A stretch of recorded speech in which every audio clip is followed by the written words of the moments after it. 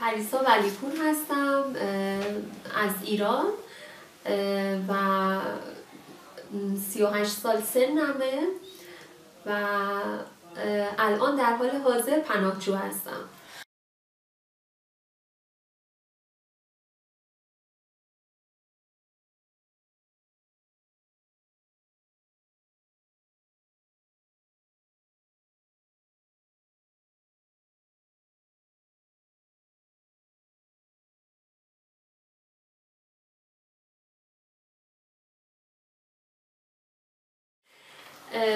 اول اینکه باید بگم این در واقع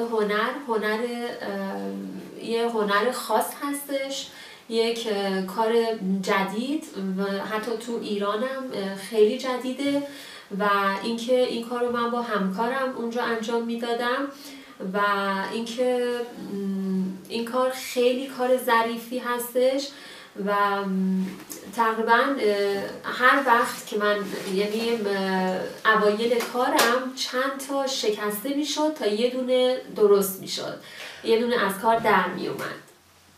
اما وقتی که دیگه تجربه کاری به قولی ما تو این کار تجربه دار شدیم، اون وقت دیگه مثلا روزی 2-3 تا هم من درست میکردم از این تخم مرغا، روزی 2-3 تا هم درست میکردم. بعد بهشون بگید که این کاری که من انجام میدم فقط روی تخم مرغ نیست، بلکه رو تخم بلدرچین، رو تخم شترمرغ، تخم قاز و هر گونه تخم طبیعی پرندگان هست. یعنی من این کار رو میتونم روی کوچکترین تخم طبیعی پرنده انجام بدم بدون اینکه ماده‌ای روشون بزنیم واسه نشکستنشون.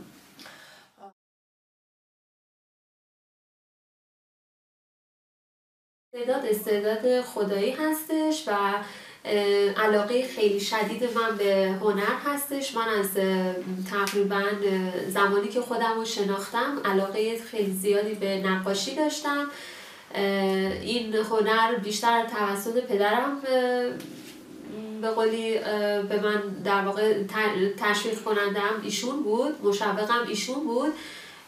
خانوادم خیلی تشویقم میکردن واسه هنر و منم خیلی تو این زمینه حالا میشه گفت هم استعدادش رو داشتم هم ذوق و علاقه‌اش رو داشتم و همین ذوق و علاقه باعث شد که دنباله این هنر رو پیگیری کنم و اینکه هرچی هنرهایی که مثلا بود توی مثلا ایران اونا رو همه من یاد میگرفتم، همه رو میرفتم و مثلا دنبالشون رو یادشون میگرفتم.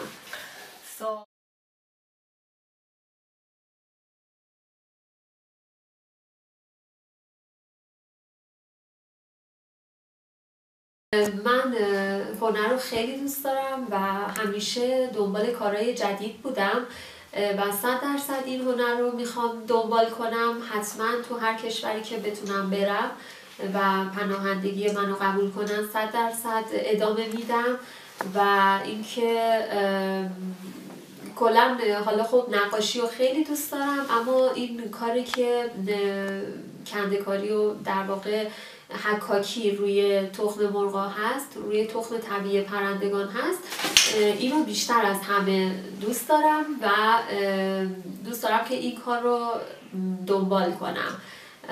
100% این کار رو اول دنبال میکنم.